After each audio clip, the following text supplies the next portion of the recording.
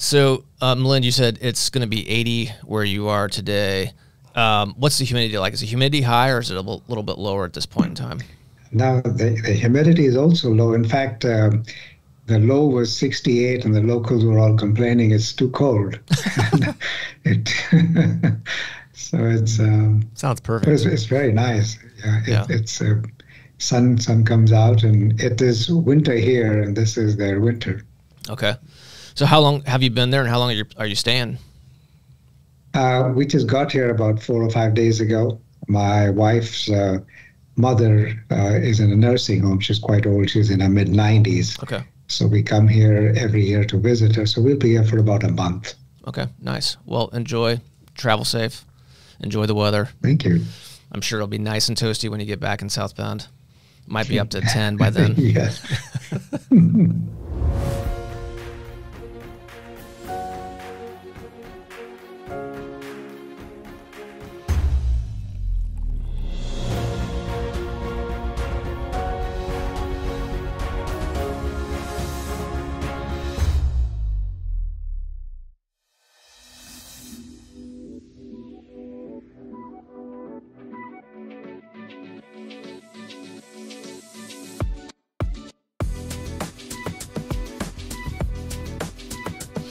Today we are joined by Sunjay and Milind Agtey. Hopefully I pronounced that correctly. If I didn't, please correct me. Representing a company called Nimbello up in South Bend, Indiana. Guys, welcome to the Industrious Podcast, first of all, and then why don't you provide a little intro on yourselves. Great. Sunjay Agtey. I do business development over at Nimbello. I've been here for about 3 years.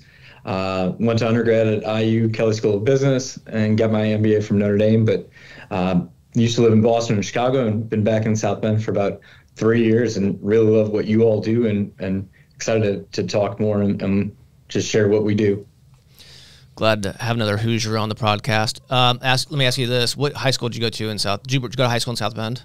I did, yeah. I went to South Bend Clay. So winner of 1994 state champs in basketball before the class system, which was a high, and unfortunately this June is a low due to city population. Clay High's closing. So oh, really? Wow. So it's sad, but all the memorabilia is up for sale. So if you want any, I can send you some. Me up. Okay, great. So let me ask you this, and I probably know the answer, but what drew you to IU for undergrad? Well, as we'll probably get along, and you all probably have seen, family. So I've got one older sister. She's 3 years older. She went to IU. Okay. And my father being a tax person and helping pay for tuition, I think in-state tuition helps sell it as well. Of course. I have 2 kids in college right now, and I can completely relate to that. One of which is in-state, one of which is out-of-state, and there's a stark difference. Let me just say that. Yeah. Yeah, I understand. Okay, great. Well, welcome. So I'm noticing on the in the video feed, obviously you're flying the flag figuratively and somewhat literally on the Nimbello. What is the nautical theme background there? Yeah, I'll let Milind take it, and he can kind of put it in his intro because it ties to him and his background. All right. Thank you, Sanjay. Yes, my name is Milind Agtey, and as Sanjay mentioned, he is my son. I originally am from India, and I came to the U.S. about 45 years ago. Came and joined Notre Dame, did my MBA there. And after I finished, which was in the late 70s, to put it in perspective, Joe Montana, I played for Notre Dame back then. Nice. So that dates me a little bit. After that, I joined, at that time, it was a very small CPA firm based in South Bend called Crowe Chisek, which is now probably about the 5th or the 6th largest in the country. Yeah. And just stayed in South Bend thereafter. I am a CPA by background, and I was a partner at Crowe for many years until about 15 years ago I started Nimbello. But to answer your question about the shirt and the flags on Sanjay's shirt, prior to coming to the U.S., my previous career was completely different. I was in the Merchant Navy and worked on cargo ships and oil tankers and everything other than these passenger ships. And I worked there for many, many years, and then got married and wanted to have a change of career, because staying on a ship is great as long as you're single. It's not very good when you're trying to raise a family. The unfortunate part was the only thing I could do was to steer a ship, and there's not too many jobs ashore with that skill set. So I left that, came to Notre Dame. But in the merchant navy, on these big ships that I was on, including massive oil tankers, way back before radio was invented, the way ships communicated with each other was using flags. And since the British were the ones who pretty much invented everything, they created a series of flags which represent every letter and every number in the English language. And so ships communicated with each other by hoisting 3 or 4 or 5 flags in a code, and then the other ship would read it.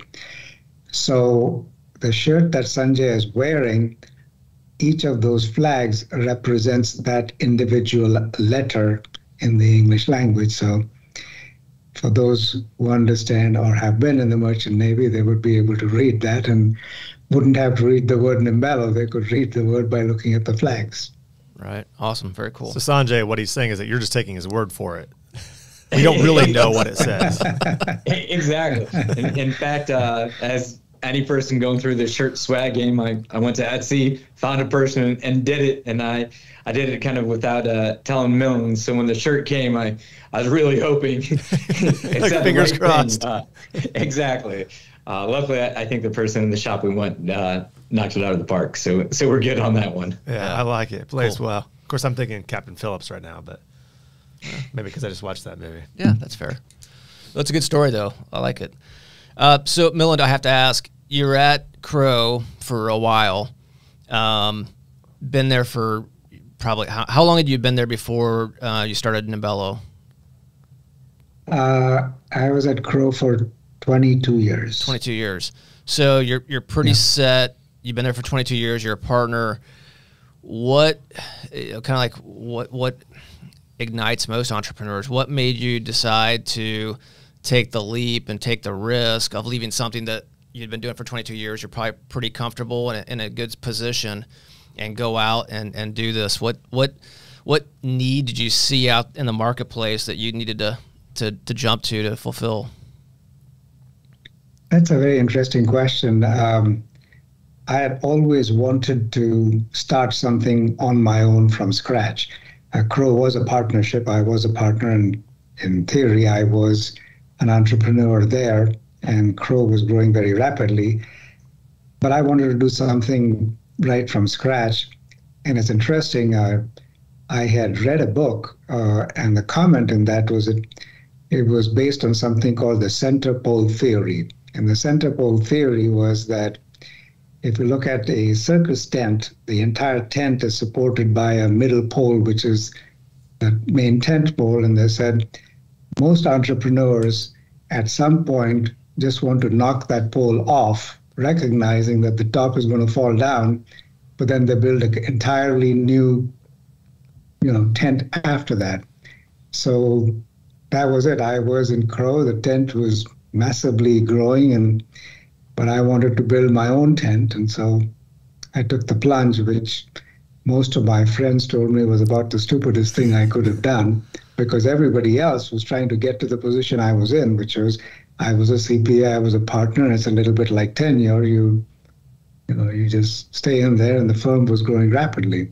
Right. So I have to ask you, and I get this answer, or entrepreneurs get asked this question a lot, and the answer tends to be very similar, and that is, when you heard your friends, family, et cetera, say, no, that's crazy, just stay where you're at, you're in a good spot, did that further motivate you to do it?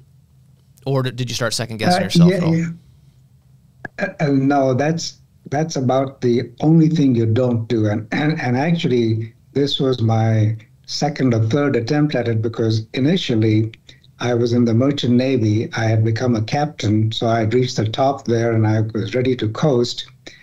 And then I gave all of that up, took all of my savings, came to the US.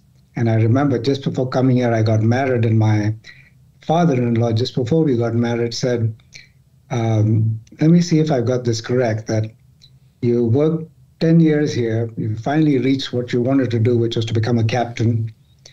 You are now going to give up that job, go to a different country, take all of your savings, spend it on something, you'll get a degree. At the end of that time, you will have no job, you will have no money. Is that correct? And I said, that's pretty much correct. And he says, so give me one reason why I should let my daughter marry you. And I said, I really don't have a good reason. So I came here with that thing, and most immigrants, when they come here, the one thing that they all have in common is that the safety net is cut. There is no plan B. There is only a plan A. And if there's only a plan A, you work extremely hard to succeed. So to answer your question, when I was doing this, you just got to go with your gut feel. You know that, some things that you're doing are probably wrong, but you have innate sense in your ability to fix everything. And most entrepreneurs, I don't think, have the right answer. It's the only difference between them and everybody else, at least that what I have noticed, is that as soon as you go down the wrong path, you quickly figure out it's the wrong path and change. And you do that fast enough before you actually fall off the cliff. So you fail many, many times, and occasionally you succeed. Yeah, well said. I don't know if I answered your question, but that was that was great. I think we could end the podcast now. So that was perfect. We sort of somewhat tongue in cheek, but somewhat seriously define being an entrepreneur as figuring out maybe 80% up front and the other 20% as you go, and being comfortable with that and trusting yourself that, as you mentioned, if the 20% or maybe sometimes more leads you down a path that isn't correct, you simply course correct and move on, and you trust yourself to figure it out along the way. Clearly, risk and taking that leap of faith and trusting oneself is not a foreign concept to you, as you clearly have done it a few times in your lifetime. For those listening or viewing, if you were talking to, let's say you're in front of a college class on entrepreneurship, and they're asking you, what is the number one thing that you would do different, and what's the number one thing you're glad you did, what would those two pieces of advice be? That's a very interesting question. One thing I feel is that, unfortunately, the way the educational system is set up, very early in life, you're somewhat forced to make a choice on what career you want to go into. I mean, in high school, you start gravitating towards classes you want to work at, and definitely in college, you pick a major that you think you want to work at. But, at age 18 or even 22, you really have no idea what you're going to be good at. So the one advice I would give people is obviously take whatever you think is the right thing there, but wait till you're about 28 or 30. And that's when you will have to, or you should, make a career change, and it could be completely different. But at least at that time, you will be going down a path. You might still fail, but at least you're going down a path that is more relevant to you. So one point being that when you're in college and deciding where to go, tell yourself that, yes, I'm going here based on the decision or the facts I have right now, but in the next 10 years or 8 years, I am most likely going to change. Because if you don't, you're probably going to get stuck in a job that you don't like, and you're going to be there for the rest of your life. It's somewhat funny. My oldest child is 17, a junior in high school, and so we're just on the front end of the college search process. And he's constantly asking, if I went to business school, what do business majors do? What are some of the different concentrations? What if I want to go into medicine? How do I? He's just sort of throwing a lot of things out there to try and sort out what he thinks he might want to do. And my wife and I have said to him, you know, it's okay to think you want to do something now and into college, but just know that it's probably going to change. And then that's okay too. Exactly. And that's the message. It is, you know, do what you want right now, but in the next, in fact, Sunjay will probably attest to this. When he was a freshman, his older sister was a senior, and when it was time for him to choose his major, he asked her what major should she choose, and she said, well, Sanj, do you have a passion for anything, whether it is music or stone carving or anything? And he said, not really. She said, if you don't have a passion for anything, take accounting. And I'm thinking, hell, I'm an accountant, and you're telling my son, if you don't have a passion for anything, take accounting because you'll get a job. And that was true. No offense taken, right? Okay, so Sanjay, turn the focus to you. I don't know how old you were when your father left Crow and went out on his own. But what knowing his story, and obviously, you know, being raised in that household, how has that rubbed off on you in terms of your spirit of wanting to go out and do your thing?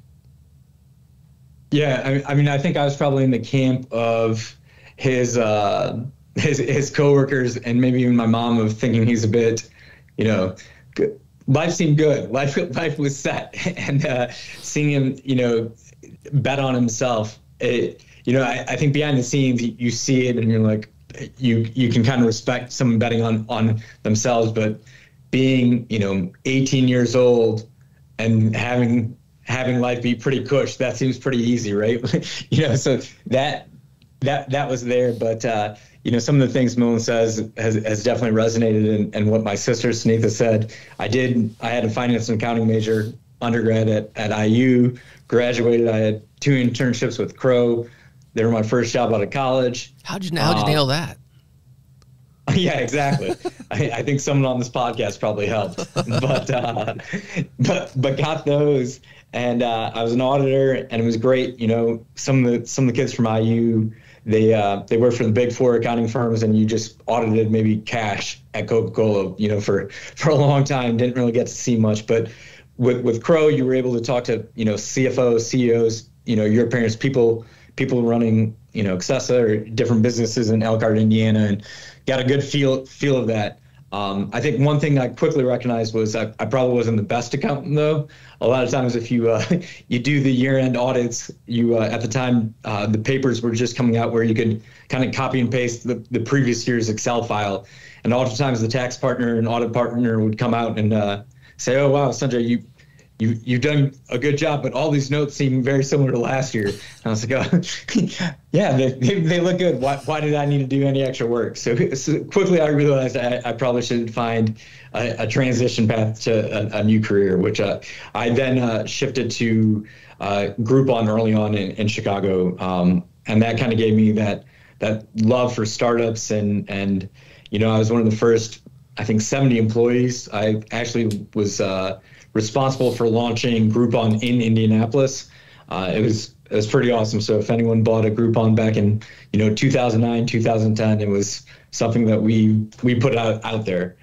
So to answer your question, you know, I thought it was probably too risk taking for my liking and to set it up. But now seeing it, I think anyone who's interested in betting on themselves, I'd want to hang out with them. Yeah, and you're quite a bit younger than I am, but you've probably already started to see this with your friends from IU, and that is how many, not just jobs that they may have changed since graduating, but, you know, I have a daughter at IU right now, and they're in their sophomore year, so it's kind of like that weed out year for a lot of different schools, and I was down there, and some of our friends were kind of stressed out, and they're all talking about, like, should they change their major, should they not change their major, and I'm standing there, and I'm like, okay, do I, as a parent, do I tell them, you know, 20 years from now, quite frankly, it might not matter.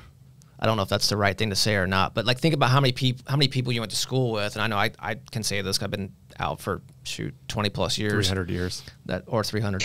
How many people are doing something completely opposite from whatever their degree was in? But to your point, when you were at Crow, you're being exposed to a lot of the different clients that they have, a lot of different types of businesses. And so you could probably look back and say, yeah, that was just not the right job for me. But what did you learn by having that experience that is now helping you determine what you want to do today?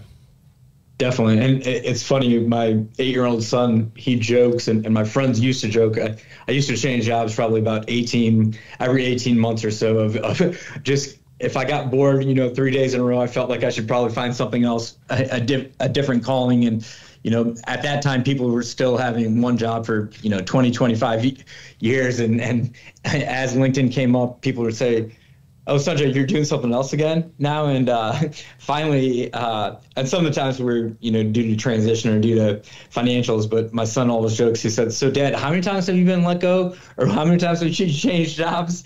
And I think that may have been one of the reasons also leading to working at Nimbello and with my father, seeing if if I got put on a PIP at the family company, there's something really wrong. So this was hopefully a good path to have been here now for a while. Yeah. So that's a good lead in. We've talked about this before because we've had our own experience with this. What made you decide to then join the family business? Because that adds a whole nother dynamic, and I've talked to other kids about that, and typically we'll tell them, family guilt is not an answer. You're not allowed to pick that one. Well, it's an option. There's always not that option. But like I'll tell kids if they're coming, let's say they graduate from IU and their parents have a business and it's available to them to join. If I'm ever exposed to that, I will typically tell them, go do something else first, whether it's in the same industry or not. Go somewhere else, get some experience somewhere else. Because at 22, let's face it, we didn't really know a whole lot.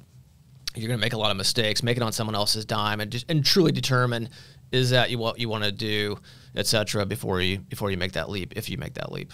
Yeah, I think, my wife was strong and impactful in helping with it. And every time I did change jobs, since Milind had started Nimbello, the thought was, would you want to work there? And every time my sister Sunita and I and our spouses would come back to South Bend, Milind would say, and my mom would say, "Hey, what about it used to be called Easy Access, but hey, what about Easy Access or Nimbello?" And would say, that's Dad's thing. His love of accounts payable is probably all one family can have, right? The holidays, Thanksgiving, the volley, it was already being talked enough about work. If we joined, I don't know if that would make my mom too thrilled, but working at Groupon and after Groupon, when I was in Boston, I worked for another startup called HubSpot, and they've done well. They both have gone public, and each time I would join a different startup, I'd learn different things and see them. And every time I'd come back home and kind of talk to my dad and other people at the company what they were doing, and it didn't really resonate that it was a startup. It was more of a lifestyle business. It was just him doing his thing. And my most recent job in Chicago was at Second City, the Improv Comedy Club. And while I was there, I finished my MBA at Notre Dame and took an entrepreneurship class. And one of the projects basically talked about family businesses and how a lot of entrepreneurs are great, but they also are kind of terrible at succession planning. I don't know if you've seen that. So, just hearing what my dad's thoughts were for the future or in general. I was leaving Second City. I was interviewing at Stripe at the time, and I just thought, bringing $1 million or growing a book of business for a massive company would be great, but doing that for a family business and seeing it grow and help them retire earlier was probably a lot more impactful at the time, and kind of jumped on. Cool. Milind, what's your version of that story?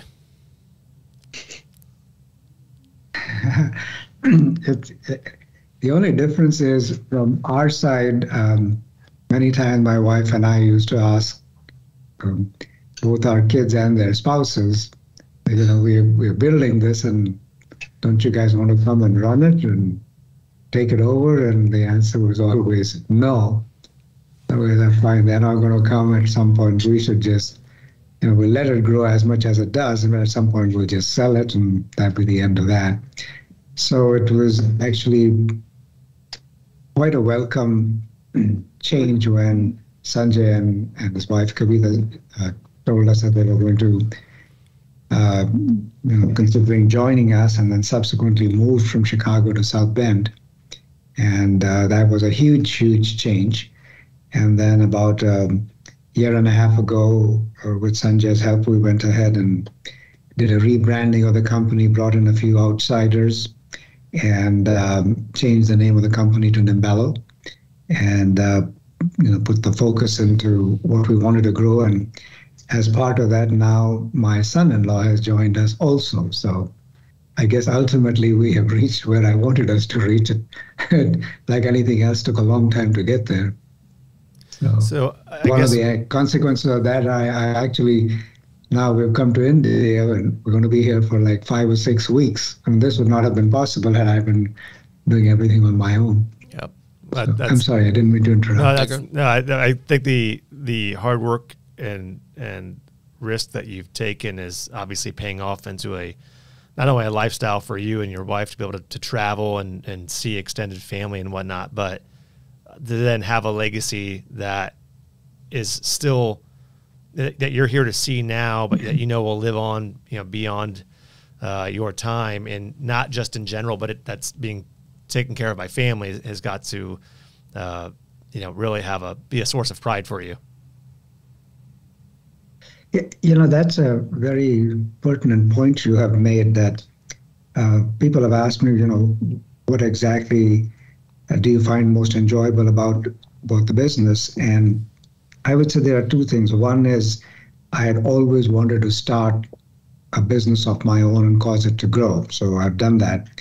But I later realized, I think the bigger thing is, prior to COVID, when everybody used to be sitting in the office, I could walk in and look at those people there and feel that I am providing, a job and a lifestyle for most of the people sitting here.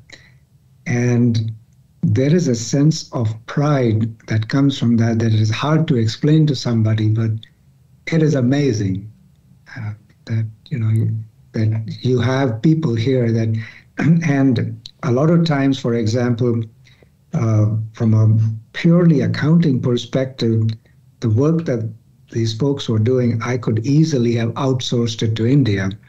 And I mean, we are a technology company.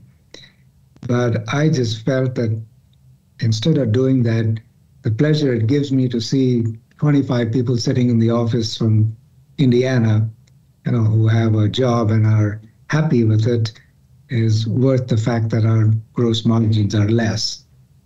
And that's the philosophy we've maintained. And it has really, given me sort of the ultimate pleasure that I wanted out of growing this business. That's wonderful. What you mentioned just a bit ago, the rebrand, and earlier you mentioned easy access. Correct. Name change to Nimbello. What is the meaning behind Nimbello? Actually, nothing. We paid somebody a lot of money to come up with a bunch of names that meant that's nothing. A very common answer, actually. It sounds very familiar. And about the only thing is that it is a play off of the word nimble, and we feel that our solution is such that the company can create a customized solution for our clients, and so. But the word itself means nothing. It's funny how many times we've asked people, "What does your name mean?" And when it's when it has when it's not just a straight out of the dictionary name, they say, "Oh, we just paid some brand consultant a bunch of money to come up with something cool." Like, okay, well, that's your answer. The word easy access, I mean, when I first came up with that word, it was, we are a technology company and we were giving you easy access to your invoices. But I do remember shortly after I launched the company, I was on a plane coming back and talking to the person next to me, and they asked me for the name of my company, and I said it. And without asking me what the company did, they said, "Are you in the pornography business?" And I said, "What makes you say that?"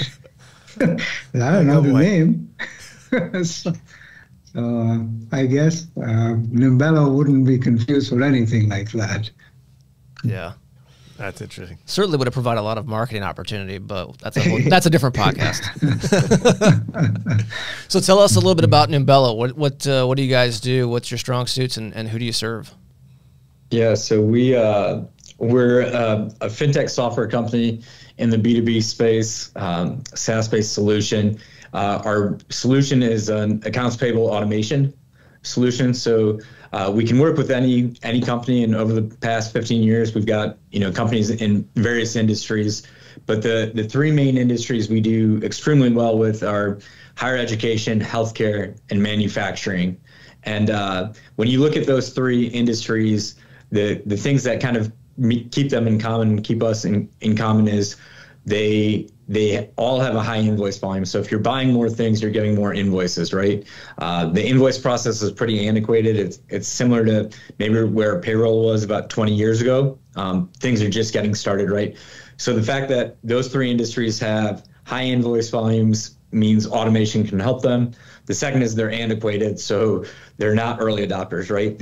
As Milind said, he's been doing this for close to 15 years, and people are now just starting to say, "Oh, we should maybe automate AP," right? Especially after COVID, right? And then the third thing is when you buy items, there's usually two types of invoices or two types of ways companies can buy. One is with a purchase order, or another one maybe the snowplow came, plowed it through a meridian, and you just have to pay it, right? No one really placed a purchase order. But on the purchase order side, it's a little bit trickier because you have buyers or procurement placing a purchase order.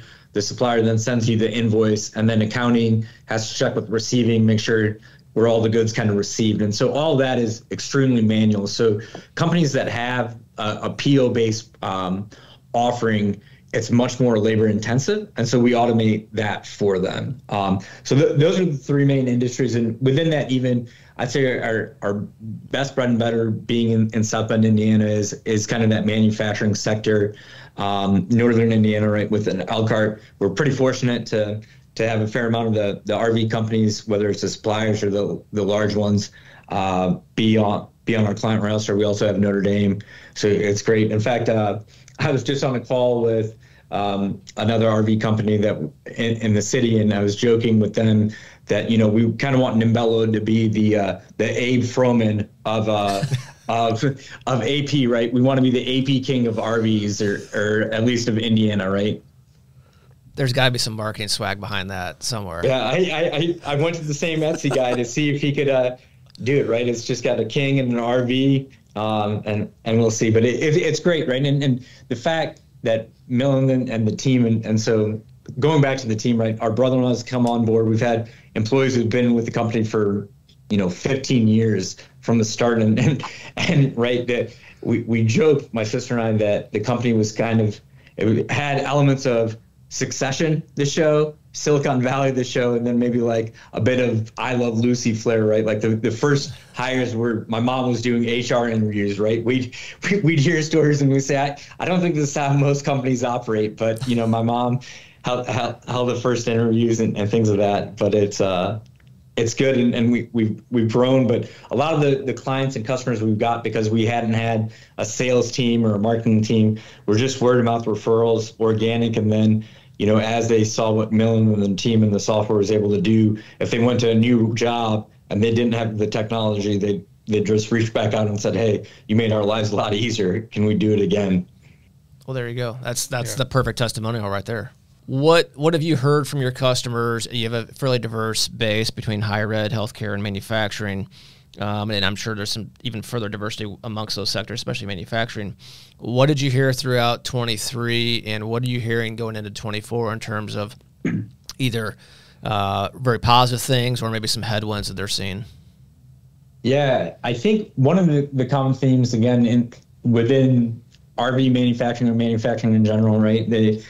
Coming out of COVID, they were growing, they couldn't keep inventory on stock. And if a business is growing in the manufacturing sector, they're either acquiring new companies or buying more supplies. So their invoice volumes grows. They need our software more, right? And a couple of things they said is it's just tough to hire, right? In good times, it's tough to hire good talent. You have to use Indeed. You have to try to find staff. But, whether it's kids coming out of Clay High School or different high schools, the AP role is traditionally very manual and very data entry heavy, right? So someone who may have been at the company for 20 years and has a great system likes the role and likes doing it. Somebody who's coming in out of 18 and used to playing, Fortnite or different games, they'll probably leave within an hour if you tell them to open, 100 emails or paper mails and enter this into a system without technology, right? So, the hiring challenges, they've stayed, and that's whether they're growing or even during tough times